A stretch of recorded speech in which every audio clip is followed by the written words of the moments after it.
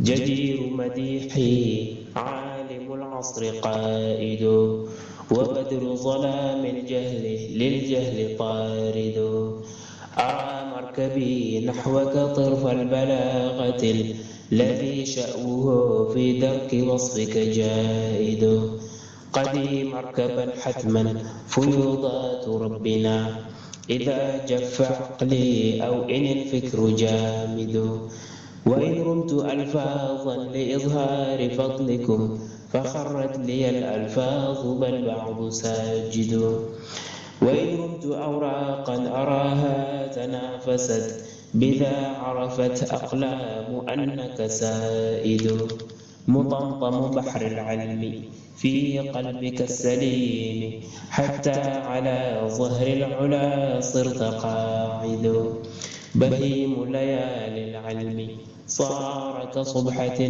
لتبيانكم غرا وحتى الأساود فتاويك قار للمسائل مطفئ صلاء لها للجاهلين مرافد.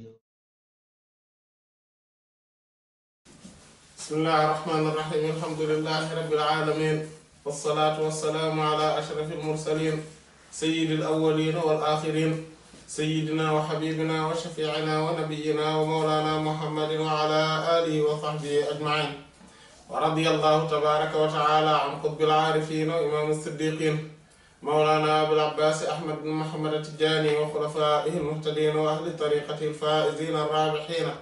أما بعد، قال سيدي العلامة الشيخ الأشهر والمجاهد الأكبر والكبريت الأحمر شيخ سيدي الحاج عمر ابن سعيد ابن عثمان الفوتي الطوري القدوي رضي الله تعالى عنه وأرضاه عنا به في كتابه النفيس رماح حزب الرحيم على نحور حزب الرجيم في الفصل الأول من كتابه رماح حزب الرحيم على نحور حزب الرجيم بالإسناد المتصل في أول الكتاب إليه. وروى أبو داود مرفوعا: ما من مسلم يحضر مسلما في موضع ينتهك فيه حرمته ويلتقط فيه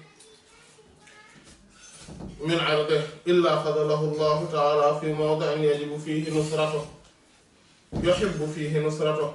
وما من مسلم ينصر مسلما في موضع يلتقط فيه من عرضه وينتهك فيه من حرمته إلا نصره الله تعالى في موطن يحب فيه نصره إلى آخره. Alhamdulillah, donc lors des séances précédentes, nous nous sommes appesantis plutôt sur la terminologie des savants du hadith et dont Cheikh Omar a fait usage. Et nous avions jugé utile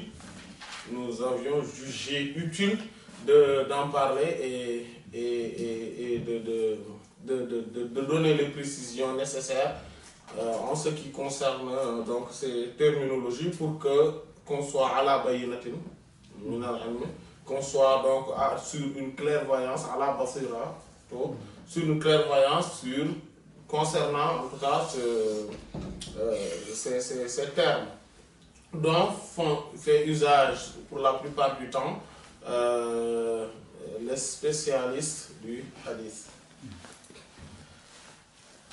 Et là, nous sommes arrivés sur donc parler donc, du fait de venir en aide, de secourir, de faire triompher les savants, les connaissants, donc les 5 alliés d'Allah subhanahu wa ta'ala.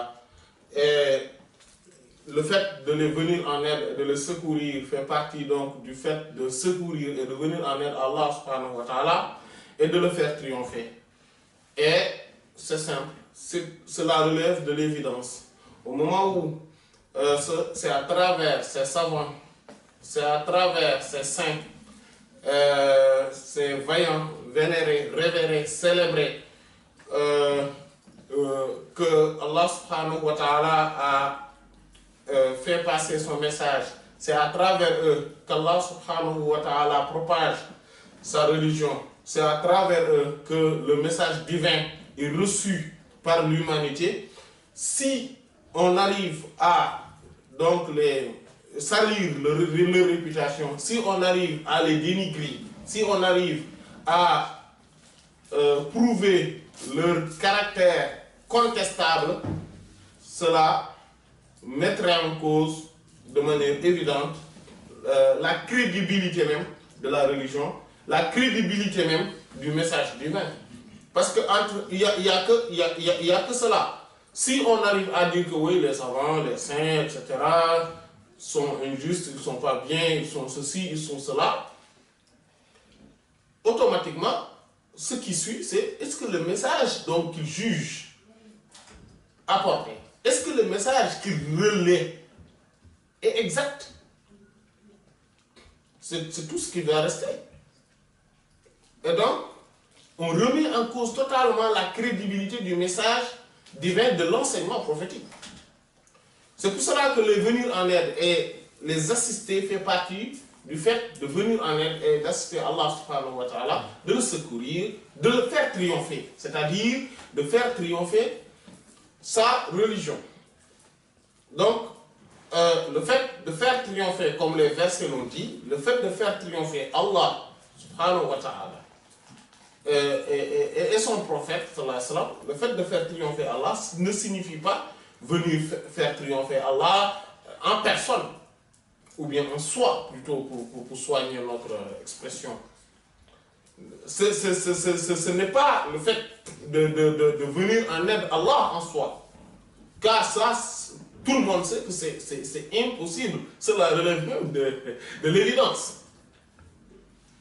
Mais c'est le fait de venir en aide, de secourir les saints, c'est-à-dire ceux qui sont ses représentants. Et ce sont les savants, ce sont les saints. Et nous avions vu donc les versets qui en parlaient, on ne va pas en revenir parce qu'on en a parlé lors des séances précédentes.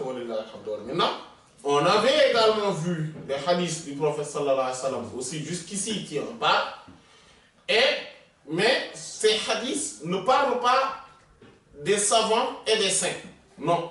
Cela parle plutôt du commun des musulmans. Et Allah subhanahu wa ta'ala, donc le prophète sallallahu alayhi wa sallam dit donc dans le hadith qu'on doit voir, donc depuis on le voit, mais on ne l'a pas encore vu de manière effective, c'est le hadith qui est rapporté par l'imam Abu Daoud rahimahullah. Quand il dit Warawa, il a rapporté Abu Daoud, l'imam Abu Daoud as-Sijistani, Sulayman ibn Ash'ath as-Sijistani rahimahullah, et qui, l'imam Abu Daoud rahimahullah, et rapporte marfou'an, c'est-à-dire la parole attribuée au prophète sallallahu alayhi wa sallam, comme nous l'avions vu. Et ce hadith est rapporté, comme nous l'avions dit, je pense qu'on en a parlé, par Sayyidina Jabir ibn Abdullah al-Ansari radiyallahu ta'ala et Sayyidina Abu Talha al-Ansari radiyallahu ta'ala, où le prophète sallallahu alayhi wa sallam a dit: Ma min muslimin, il n'y a aucun musulman, yakhdhulu, qui plaque musliman, un autre musulman, c'est-à-dire qui l'abandonne, qui le délaisse, qui ne le vient pas en aide au moment où il en a besoin.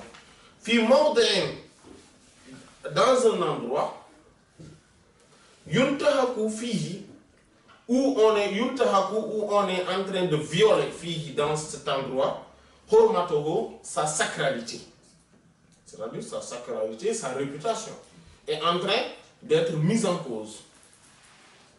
Oui, donc sa sacralité est en train d'être violée.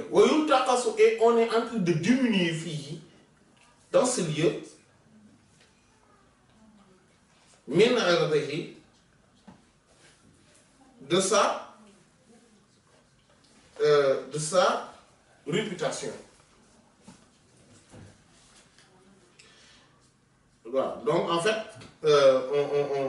illa, sans que Allah khadalahu, donc Allah khadalahu, le plaque lui aussi à son tour, Allah ta'ala exalté soit-il, fi mawdi'in, dans un endroit aussi, yuhibbu, où il aurait voulu, fihi, dedans, nusratuhu, ou, oui, nusratuhu, son aide, son secours. Comme lui, il n'est pas venu en aide envers son frère musulman, dans un endroit, dans un lieu, dans des circonstances où sa réputation est vraiment mise en cause et que sa sacralité est en train d'être violée totalement.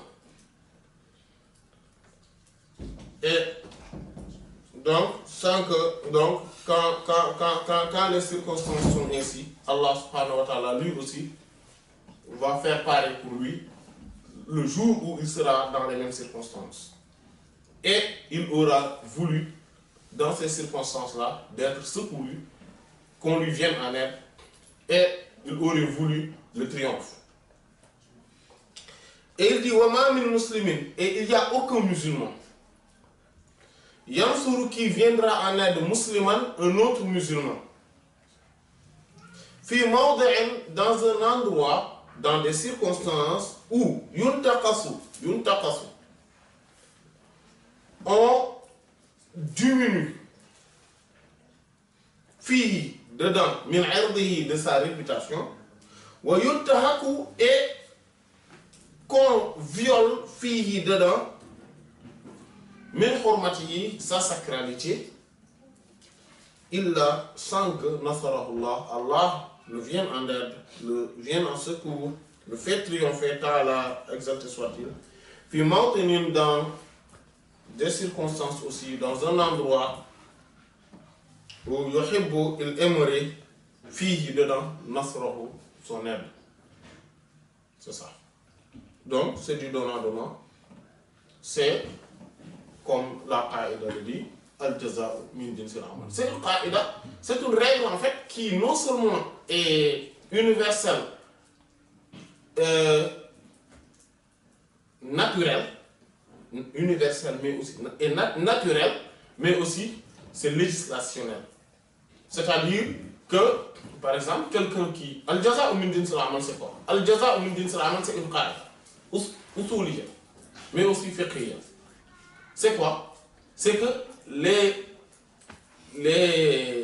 récompenses, c'est-à-dire la punition, al-jaza'u min jinsil amal, est dans la même dans le même ordre que l'œuvre.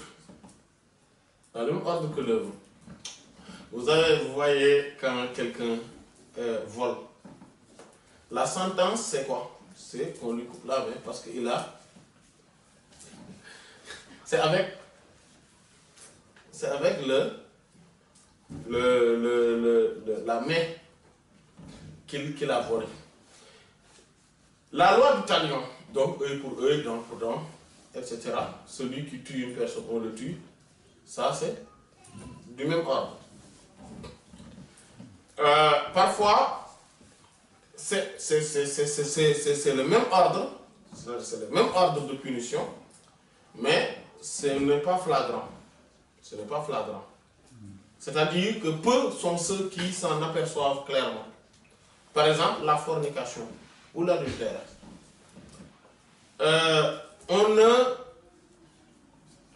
On n'élimine pas les parties intimes. On ne l'élimine pas. Parce qu'en l'éliminant, il risque de mourir. Mais aussi, qu'est-ce qu'on fait? On le punit dans tout son corps. Pourquoi? Parce que l'acte intime ou conjugal n'est que finalisation du projet, si on peut s'exprimer ainsi. Et donc, ça a été pensé, il y a des procédures, il y a etc. jusqu'à la fin. Donc, jusqu'à la fin du projet. Et il y a aussi un autre aspect, c'est que quand quelqu'un commet la fornication ou l'adultère, c'est tout son corps qui subit ou qui éprouve le plaisir. Et donc, c'est tout son corps qui sera puni. Voilà, donc on voit qu'Al-Jaza ou Mimdil Amal, ça revient. Mais aussi, voyez-vous, il y a aussi sur la récompense aussi, c'est pareil. Sur les récompenses aussi, c'est pareil. Quelqu'un qui fait un acte de récompense, on va lui donner un acte qui est semblable à son œuvre. On va lui donner une récompense semblable à son œuvre. Celui, par exemple, qui vient en aide à un musulman, c'est-à-dire à une personne de manière générale, c'est que le prophète sallallahu alayhi wa sallam, c'est ce qu'on appelle mafhumul laqab. Mafhumul laqab. Vous vous rappelez quand on parlait l'autre jour de mafhum, de mafahim? Voilà. Mafhum, c'est quoi? C'est ce dont je comprends à travers. C'est la compréhension à travers. C'est ce qu'on appelle mafhum. C'est-à-dire que quand je dis qu'il faudrait, c'est-à-dire que le jour du vote, par exemple, c'est le 15, cela veut dire que le jour du vote n'est pas le 16. C'est-à-dire que je n'ai pas dit que le jour du vote n'est pas le 16, mais c'est sur ma parole qu'on a compris cela. Par exemple, si je dis donner cette somme à un étudiant, cela veut dire que j'interdis qu'on le donne à quelqu'un d'autre. C'est-à-dire à un travailleur, par exemple. Voilà. C'est-à-dire que donc, on voit bien que le mafhoum, maintenant, il y a plusieurs formes de mafahim. Et une des formes du mafhoum, c'est ce qu'on appelle mafhoumul laqab.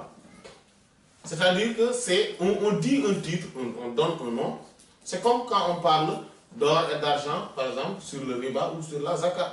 On parle d'or et d'argent. Mais, par exemple, tout ce qui a une valeur fiduciaire, comme l'euro, le dollar, le franc CFA, etc., il entre dedans. Parce que le seul fait de parler d'or et d'argent ne signifie pas que quand on donne la zakat, il faut tout automatiquement avoir l'or ou l'argent. Non. Si on a des euros ou des dollars ou du CFA, c'est du pareil au même. C'est-à-dire c'est la monnaie d'échange qui compte. C'est ce qu'on appelle mafhumul laqab. Ça n'a pas de poids. Ça n'a pas de poids. Et ici aussi, quand le prophète sallallahu alayhi wa sallam parle souvent en disant celui qui dit du mal sur un musulman, celui qui maltraite un musulman, celui qui honore un musulman, celui qui vient en aide à un musulman, etc. C'est un mafhumul laqab. C'est-à-dire qu'il y a un mafhumul laqab dedans. C'est-à-dire que c'est parce qu'on est dans une société musulmane qu'on parle comme ça. Par exemple, c'est comme si on disait, oui, celui qui... par exemple, si on dit que les Français ont le droit aux aides, les Français ont le droit aux allocations, les Français ont le droit à l'éducation, les Français ont le droit, par exemple, à trouver du travail, à l'emploi, les Français ont le droit, etc. Quand on le dit, cela ne veut pas dire que les étrangers ne font pas partie.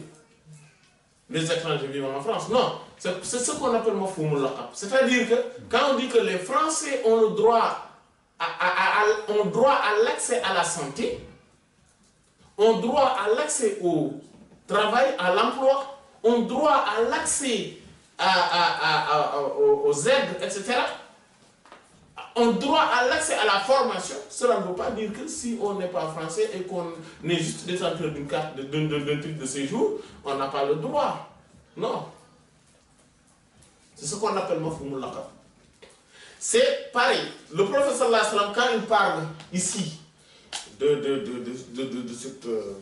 quand il dit, oui, celui qui vient en aide un musulman, celui qui honore un musulman, celui qui défend un musulman, celui qui... etc., c'est un mafhumul laqab.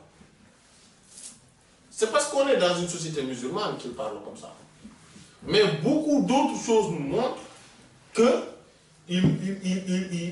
que ce respect, cette miséricorde, le fait de secourir une personne, le fait de venir en aide à une personne ne se limite pas aux musulmans. Le fait de ne pas tromper quelqu'un, le fait de ne pas trahir une personne, le fait de ne pas dire du mal sur eux, ne se limite pas aux musulmans. Voyez-vous? Voilà. Et que Allah subhanahu wa ta'ala aime les équitables, comme lui-même il l'a dit. Inna Allah yuhibbul muqsitin. Nous l'avions vu. Parmi ceux dont Allah subhanahu wa ta'ala aime, nous en avions parlé lors de l'introduction. Quand Allah subhanahu wa ta'ala dit qu'il ne vous interdit pas que ceux qui ne vous combattent pas parmi les mécréants et ne vous font pas, n'occupent pas vos territoires, ne vous font pas sortir de vos demeures et n'assistent pas ou ne participent pas à la destruction de vos demeures et à une guerre contre vous, ces gens-là, Allah subhanahu wa ta'ala ne vous interdit pas d'être bienfaisant envers eux et d'être, comment dire, d'être équitable. Il dit parce que Allah aime les équitables. Vous voyez, Allah aime les équitables. Donc, quand on parle des hostilités, de l'animosité, de l'inimité, des mécréances, c'est avec ceux qui nous combattent, avec ceux qui nous font la guerre, avec ceux qui nous attaquent. C'est avec ceux qui occupent nos territoires et nous font sortir de nos demeures. Ce sont ces gens-là dont on parle, mais pas les autres. Les autres entrent dans le cadre de l'humanité. Et Allah subhanahu wa ta'ala a dit, وَلَقَدْ كَرَّمْنَا بَنِي آدَمَ. Certes, nous avons honoré, nous avons anobli les fils d'Adam. Donc tous entrent dedans. Voilà. Donc ça, il faudrait qu'on le sache très bien parce que c'est extrêmement important. Voilà. Et donc le prophète sallallahu alayhi wa sallam, ici, il montre que celui qui fait quelque chose de bien envers un musulman, il le fait, le bénéfice va revenir sur lui. Celui qui fait du tort à un musulman, le tort va retomber sur lui. Il va récolter, quel que soit. Si on sème le vent de la trahison, etc., on va semer la tempête de l'horreur. Voilà, tout simplement. Donc, il faudrait... voilà, c'est ça. Al-Jaza'u min jinsil amal. Qui sème le vent récolte la tempête. C'est ça, c'est cette caïda.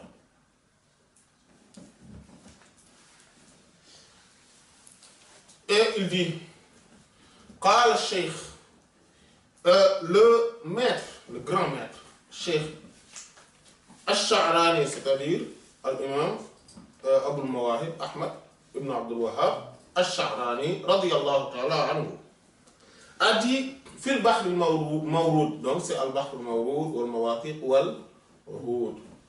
Donc c'est un livre où il a énuméré les pactes d'allégeance que les musulmans ont pris avec Allah subhanahu wa ta'ala, mais entre les mains du prophète sallallahu alayhi wa sallam, aussi bien physiquement que moralement ou spirituellement. Voilà. Et là, chaque fois, il dit Ahada alayna al-ahd min Rasulillah sallallahu alayhi wa sallam, et il dit telle chose. Après, parfois, il argumente aussi cela, etc. Donc, c'est extrêmement important, ce livre-là. Et c'est un livre qui s'appelle ainsi Al-Bahr al-Mawrud, wal-Mawaqiq, wal-Uhud. Voilà. Al-Bahr al-Mawrud, c'est donc l'océan. L'océan dans lequel on puise. Donc, nous puisons. Qui nous abreuve, nous tous, Donc, et les mawasiq wal uhud, donc c'est les pactes et les contrats. Voilà, donc ce sont des contrats qu'on a pris du prophète sallallahu alayhi wa sallam, qu'on a pris d'Allah subhanahu wa ta'ala, mais entre les mains du prophète sallallahu alayhi wa sallam.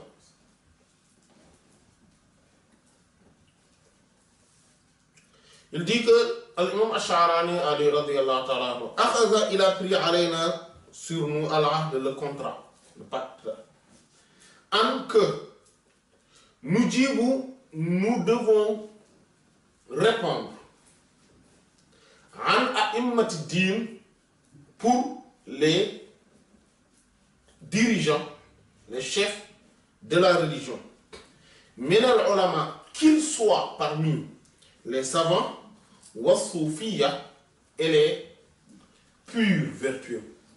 C'est ce qu'on appelle as-soufiyya, c'est-à-dire les purs vertueux, qui sont ceux qui se sont purifiés. Donc celui qui s'est purifié aussi bien intérieurement qu'extérieurement, et qui est dans le droit chemin, aussi bien en privé qu'en public, c'est celui le soufi. Les autres n'ont qu'à s'appeler comme ils veulent, mais ils ne sont pas des soufis. Ça doit être très clair. Et c'est ce qu'il dit là. Donc ces gens-là, c'est-à-dire que ces savants, et ces gens-là qui sont vraiment purs, aussi bien intérieurement qu'extérieurement, aussi bien en privé qu'en public, nous devons répondre pour eux. Juhdana, avec toute notre force, avec tout l'effort qu'il faut. Wala nasri, et nous ne devons jamais écouter.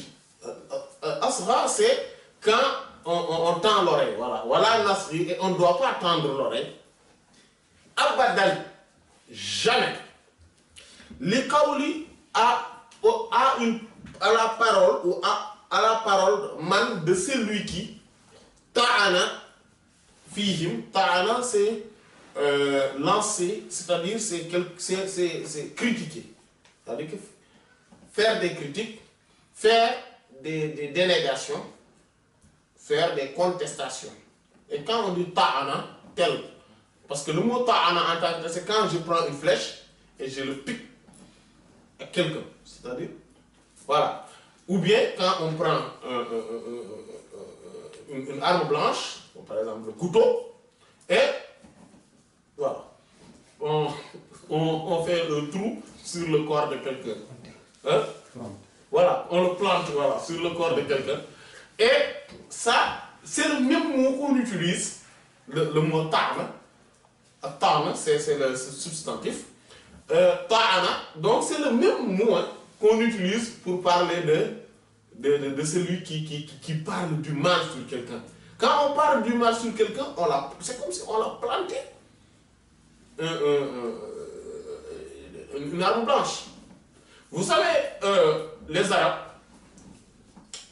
eux, bon, peut-être pas maintenant, parce que maintenant, peut-être qu'ils ont assez évolué, mais avant, ou en tout cas, bon, au moment où ils étaient vraiment forts en langage, bon, jusqu'à présent, ils sont forts en matière de verbe, mais avant, ils étaient tellement forts qu'ils pouvaient parler du mal sur quelqu'un avec de la poésie. Le gars, juste en entendant cette parole, il tombe et meurt. Parce que tellement que la parole est dure et que ça atteint vraiment leur honneur. Voilà. Et ils disent même que si quelqu'un te plante un couteau ou une machette ou une épée, ça peut se guérir. Mais quand il s'agit de la langue, ça ne se guérit jamais. Et c'est vrai. C'est vrai. Que beaucoup préfèrent au moins qu'on leur plante un couteau, une machette, une épée. Mais quand même, quand il s'agit de la réputation, qu'on les laisse tranquillement. L'honneur, c'est quelque chose d'extrêmement important. Et on ne doit pas écouter. Il dit que notre contrat qu'on a pris du prophète sallallahu alayhi wa sallam, entre les mains du prophète sallallahu alayhi wa sallam, c'est qu'on ne doit jamais écouter, tendre l'oreille à ceux qui parlent du mal sur les savants et sur les gens purs, aussi bien intérieurement qu'extérieurement, c'est-à-dire as-soufiyya. Mais aussi, on doit répondre pour eux. Donc, on ne doit pas se limiter à ne pas tendre l'oreille. On doit aussi répondre pour eux, prendre leur défense. Voilà. Et c'est important. C'est extrêmement important. Si on ne respecte pas nos savants, si on ne les honore pas, si on ne les vénère pas, comment pouvons-nous dire qu'on respecte, qu'on honore, qu'on vénère Allah subhanahu wa ta'ala et son prophète sallallahu alayhi wa sallam? Comment? C'est impossible.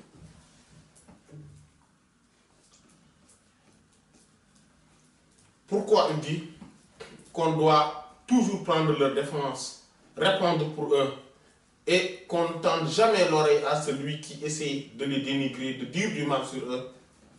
Il dit, à cause de notre connaissance, de notre prise de connaissance, qu'en réalité, Mata'ana n'essaie de les planter, de dire du mal fihim sur eux, d'essayer de détruire leur réputation ou de l'atteindre, sauf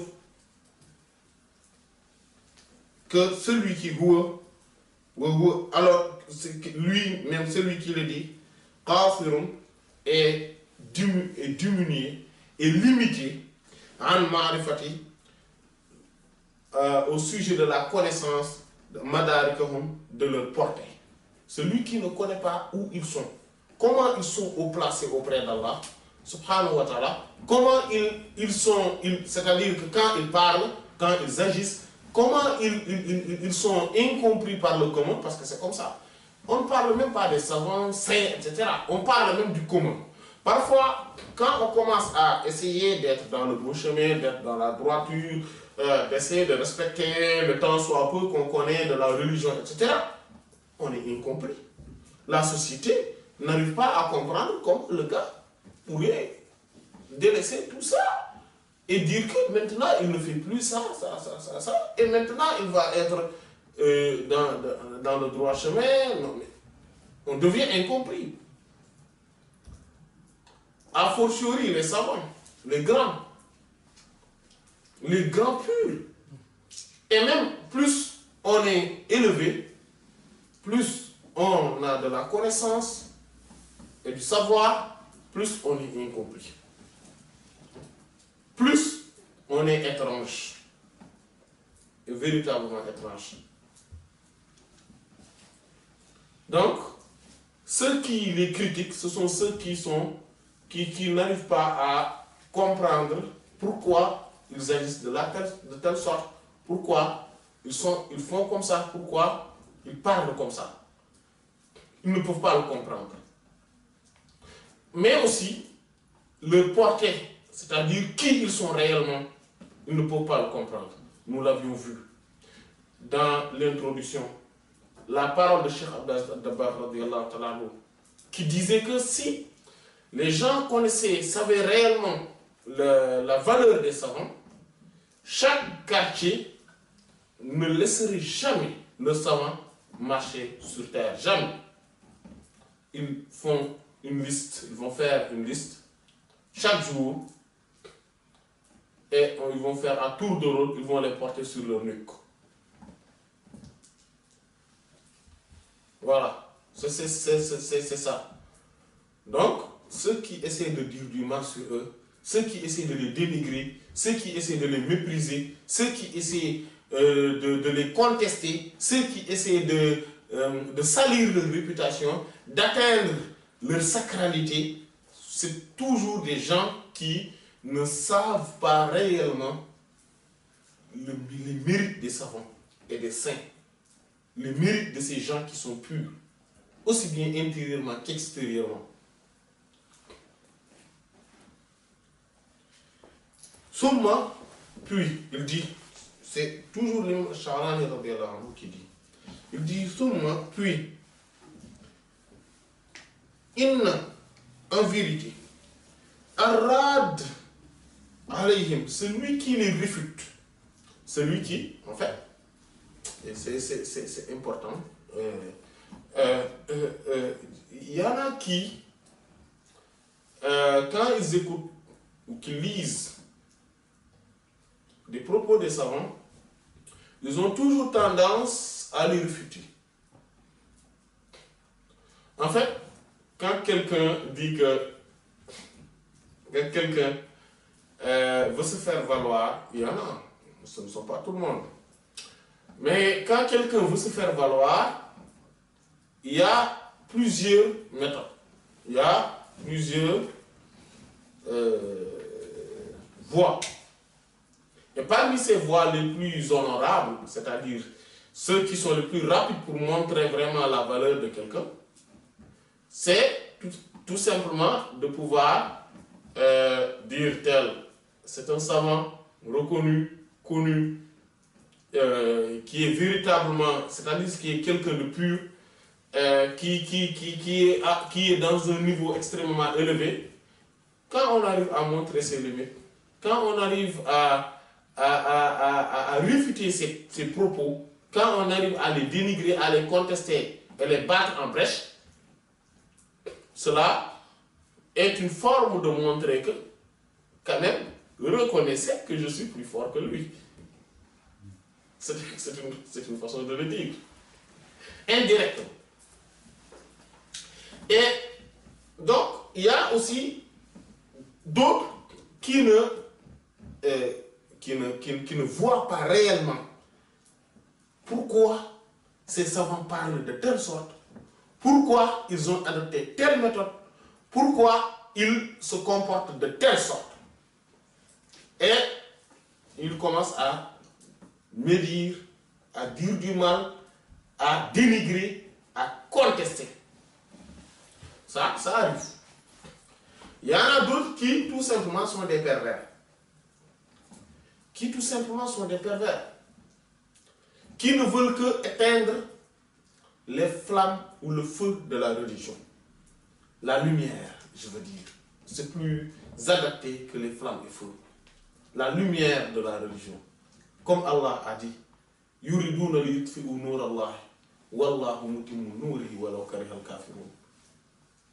Ils aiment bien éteindre la lumière d'Allah, mais Allah va bel et bien accomplir et parfaire sa religion, même si les mécréants ne veulent pas, n'aiment pas, même, c'est-à-dire au nez et à la barbe des mécréants. Voilà. Ils n'y pourront rien. Inna alladhina kafaru yunfiquna amwalahum liyudillu an sabilillah fasayunfiqunaha thumma takunu alayhim hasra thumma yughlabuna walladhina kafaru ila jahannama yuhsharun. Allah subhanahu wa ta'ala dit, certes, les mécréants, donc les ennemis de la religion, vont dépenser leur fortune pour détourner les gens du droit chemin d'Allah subhanahu wa ta'ala. Eh bien, ils le feront. Ils vont bien dépenser leur fortune. Puis ça va devenir un sujet et objet de regret pour eux. Puis ils seront dominés. Puis ils seront dominés. Eh bien, ces mécréants seront tous rassemblés à la guerre, au feu, à l'enfer. Mais ça, c'est un niveau plus haut. Mais à un niveau plus bas aussi, il y a des gens qui sont tout simplement des hypocrites, qui n'aiment pas voir de véritables savants et de véritables saints, ou bien qui aiment le voir, mais n'aiment le voir que sur un angle ou sous un angle, mais aiment le voir que dans telle ou telle localité, ou aiment le voir dans telle ou telle famille. Il y a des gens comme ça. Ce qui fait que tous ceux qui sont dans la science et qui œuvrent pour Allah subhanahu wa ta'ala, mais ne font pas partie de ce cadre dont ils veulent qu'Allah subhanahu wa ta'ala, ou bien qu'ils veulent imposer Allah subhanahu wa ta'ala, que les véritables savants, les véritables saints, les véritables connaissants doivent sortir donc de ces lieux-là, de ce cadre, dans ce cadre-là, ils commencent à dénigrer, à lutter contre eux. Mais Allah, on ne l'impose pas où il met sa sainteté. Allah, on ne l'impose pas où il va mettre les savants véritablement. Allah, on ne l'impose pas où il va mettre les gens purs, les gens pieux. Allahu a'lamu haythu yaj'alu risalata. Comme Allah l'a dit, Allah sait mieux et lui-même seul sait où il va mettre sa prophétie. Si c'est la prophétie qui est ainsi, que pense-t-on des choses les plus bas, le plus répandu, qui est la sainteté, qui sont la détention de la science, etc. La bonté, la piété, les vertus. Allah subhanahu wa ta'ala le met là où il veut. Si on adore Allah subhanahu wa ta'ala, on va l'adorer comme lui il le veut, comme lui il l'entend, pas comme nous le voulons. Si nous disons que nous aimons les saints et les savants, on va les aimer, quelle que soit leur origine, quelle que soit leur localité, quelle que soit leur époque. On doit les aimer tous parce qu'on aime Allah et son prophète sallallahu alayhi wa sallam. Et Allah choisit qui il veut, pour quoi et n'importe quelle chose qu'il veut. Ça, il faudrait que ça soit extrêmement clair. Maintenant, si Allah subhanahu wa ta'ala, donc en fait, si on est là pour énumérer ce qui pourrait entraîner que les gens soient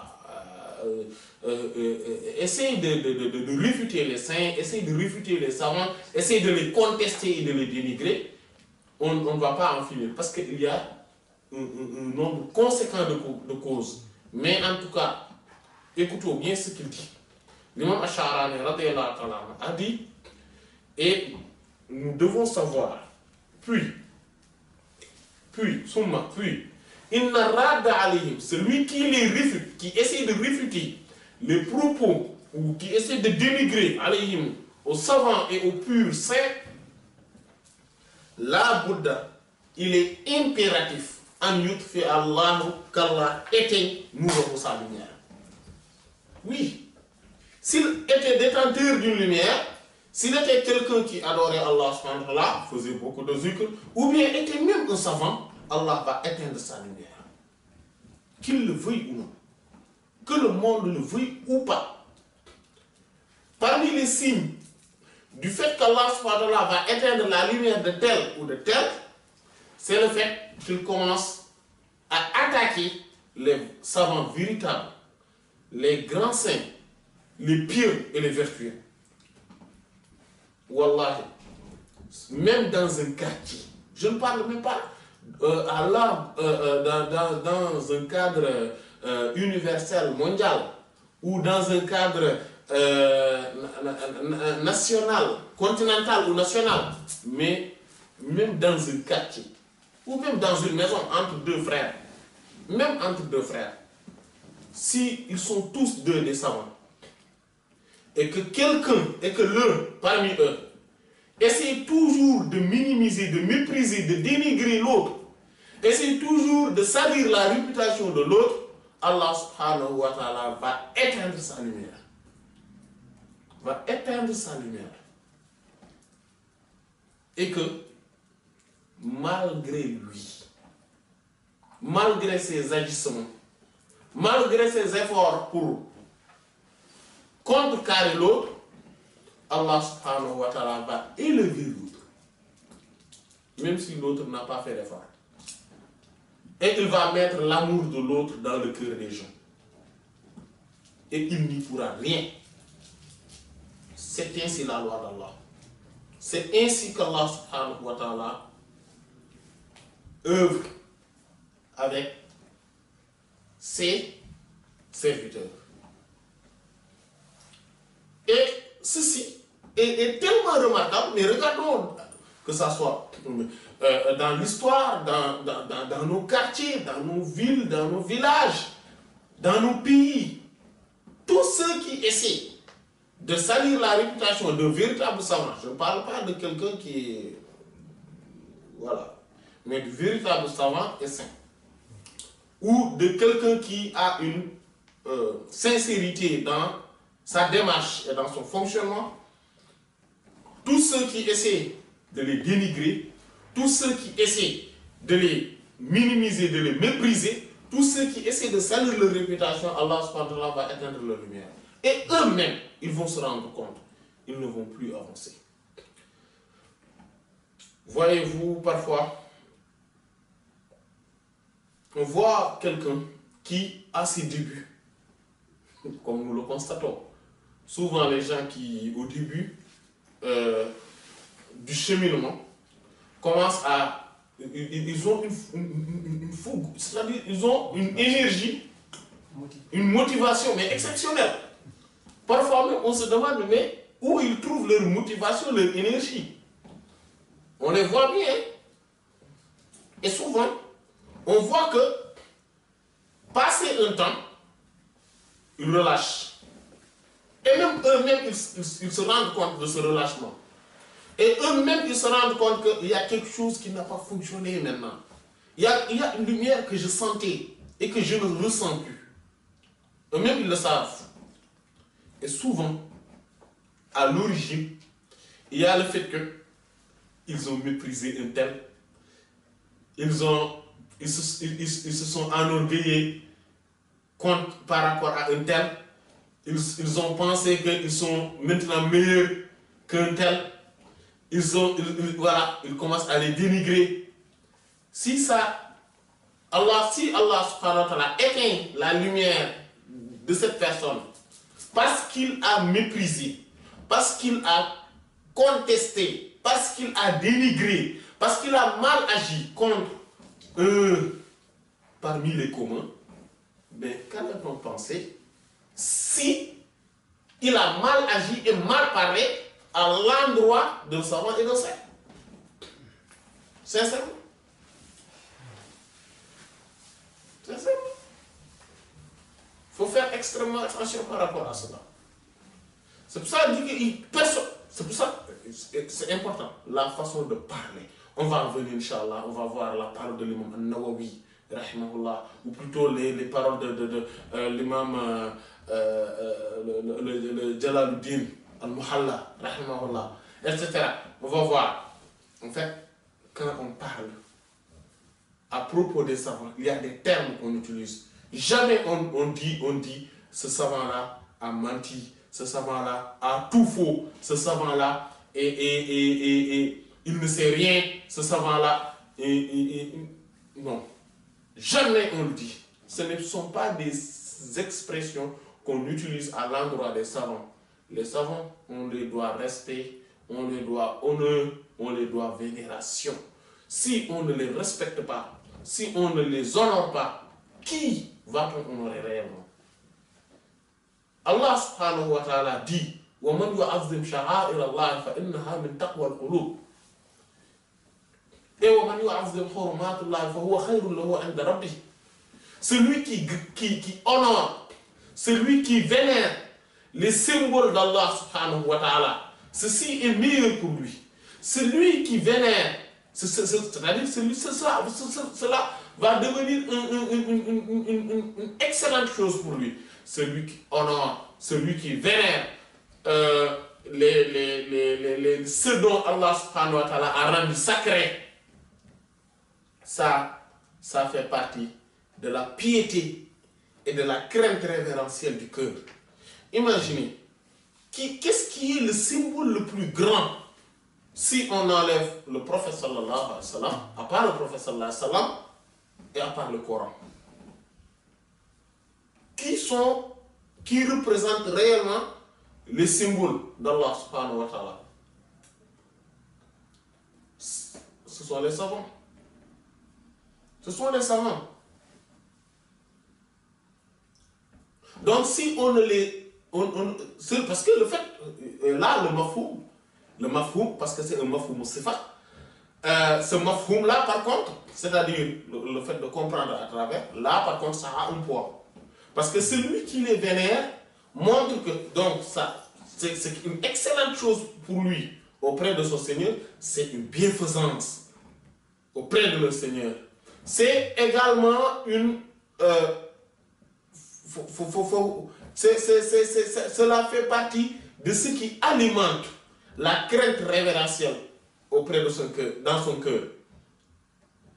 Donc, le contraire, c'est-à-dire celui qui les déshonore, celui qui salit leur réputation, celui qui les méprise, cela va diminuer sa crainte révérentielle inéluctablement. Et cela sera une maléfaction, une malfaisance, et même une malédiction auprès de son Seigneur en lui. Oui. C'est pour ça que l'imam Ash'ari radiyallahu ta'ala dit, donc on continue par ses propos, dit, donc Allah subhanahu wa ta'ala, donc personne ne les réfute, à part ce dont Allah subhanahu wa ta'ala a voulu éteindre sa lumière, et annule l'utilité ou le profit de ses ouvrages. Pourquoi? Il dit sous adabihi, à cause de sa mauvaise convenance, de ses mauvaises manières spirituelles, à cause de son mauvais comportement. Avec man ceux dont Allah les a fait, les a mis, ta'ala exalté soit-il, en tant que qudwatan, des guides, des conducteurs, ceux qui sont dans les volants, les ibadihi, pour ses serviteurs, ila yawm al-qiyamah, jusqu'au jour de la résurrection. Vous savez, on ne dit pas, quand on parle d'un savant, et c'est extrêmement important, comme tout à l'heure on a dit, on ne dit pas, on voit parfois certains disciples, certains, voilà, par exemple, ils minimisent ou critiquent ou réfutent les propos de ceux qui ne sont pas leurs maîtres à eux, de ceux qui ne sont pas leurs oustaz ou leurs professeurs, de ceux qui ne sont pas leurs chefs. Ils essaient toujours de les minimiser, de les mépriser, de parler du mal sur eux. Pourquoi? Parce que tout simplement, il était en désaccord, ou il a eu une attitude, ou plutôt un avis contraire à celui de son chef. Et il dit, telle personne, il ne sait rien. Telle personne, il ne fait que des erreurs. Vous savez, parfois, on l'entend. Oui, tel c'est un savant, mais il a fait des khata. C'est-à-dire, il a fait des erreurs.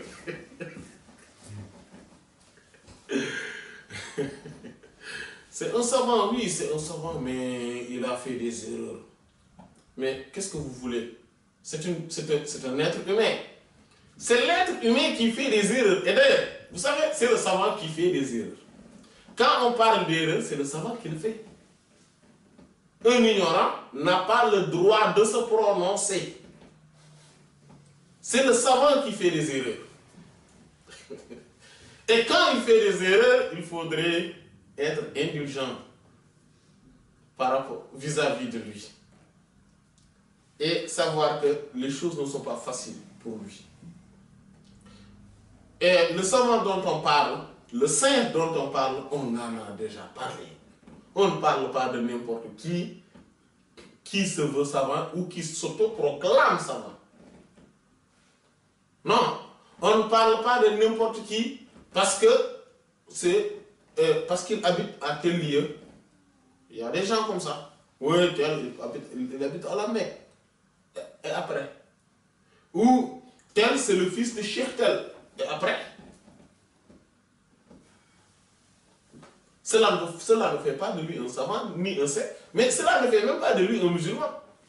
En fait, c'est que il faudrait qu'on sache que les choses aussi ont leur barème, ont leur balance. On ne classe pas les gens selon leurs origines, leurs localités, leurs époques, etc. Non. Voilà. Mais quand même, certains font beaucoup d'amalgame sur cela, mais aussi d'autres font beaucoup d'amalgame sur les critiques et ne font pas attention par rapport aux bonnes manières spirituelles. Par rapport aux convenances, aux règles de bienséance, par rapport aux politesses spirituelles. Quand on parle, même par rapport à un musulman, un cheminant, quelqu'un qui chemine vers Allah subhanahu wa ta'ala, doit soigner son verbe. Il ne parle pas comme n'importe qui. Il essaie de trouver toujours les bons mots, les mots les plus jolis, les plus corrects,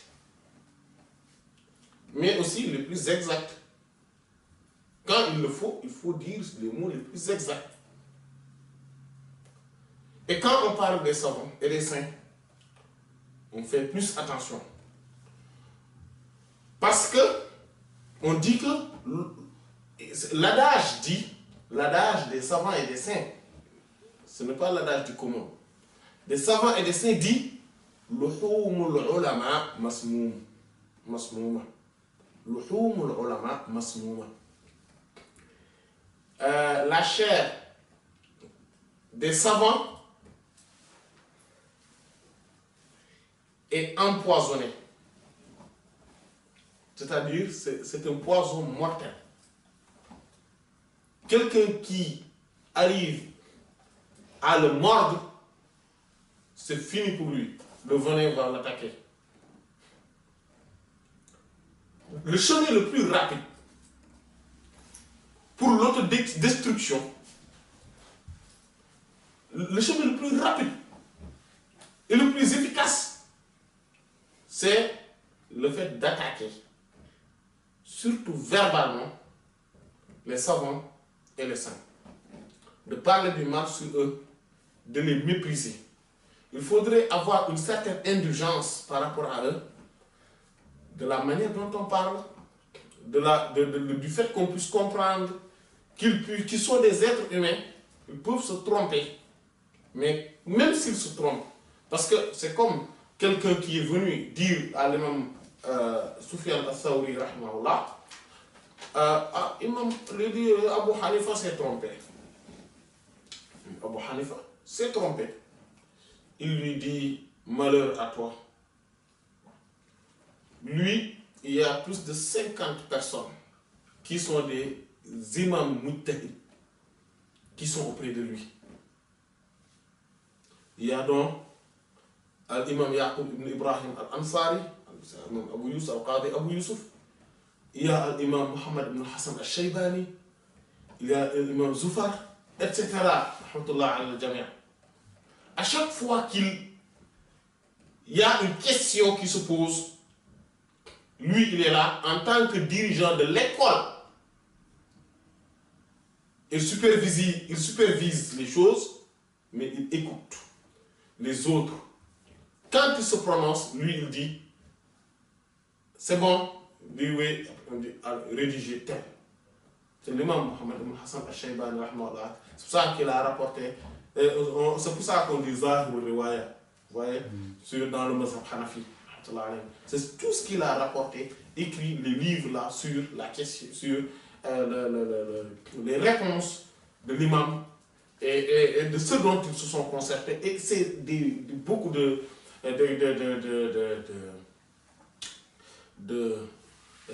questions Et il dit, mais voyez-vous celui-ci, comment toi tu peux dire qu'il s'est trompé?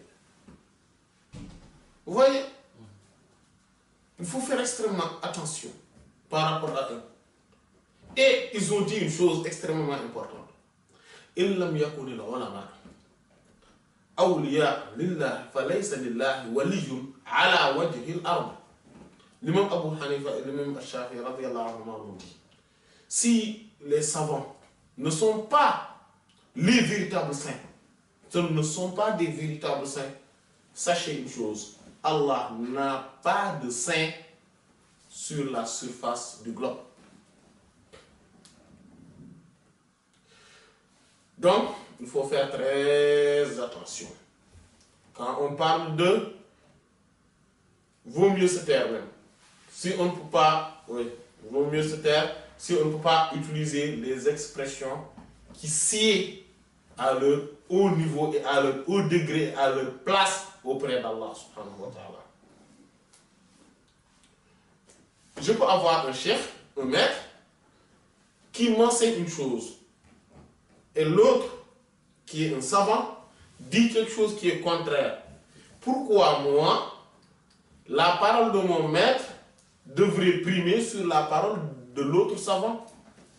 Parce que lui aussi c'est un savant, moi je ne le suis pas. Mon maître et lui, ils sont des savants. Mais moi je ne le suis pas.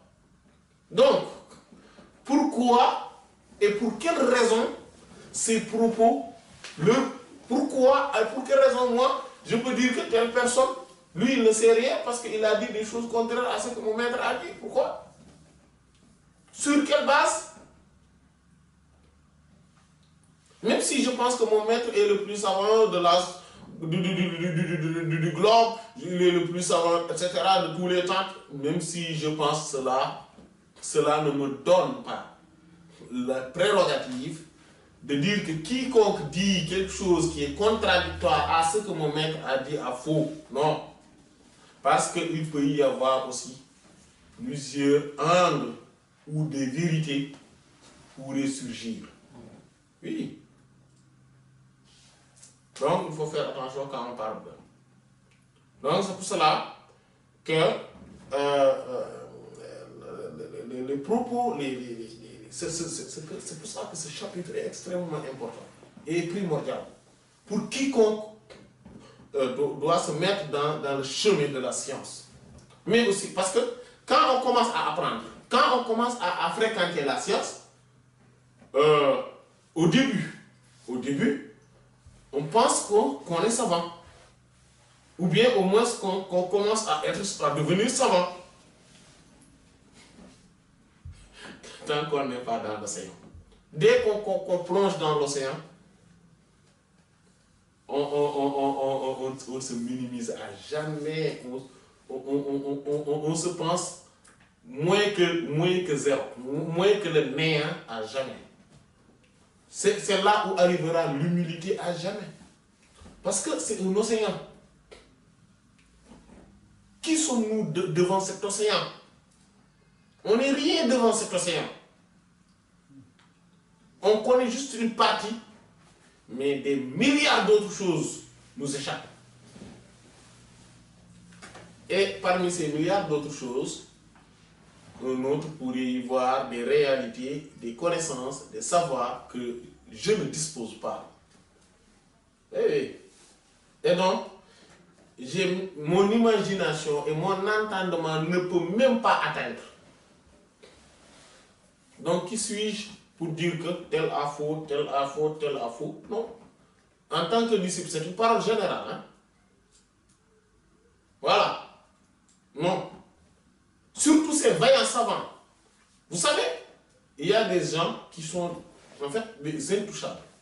On ne doit pas parler d'eux. Quand on parle d'eux, il faudrait toujours dire du bien, sinon on se tait. Parce qu'on risque gros. Beaucoup se sont détruits. Totalement. Parce que tout simplement, ils ont prononcé une mauvaise parole à l'endroit d'un de ces grands savants et saints. Cela n'empêche pas qu'on puisse dire ou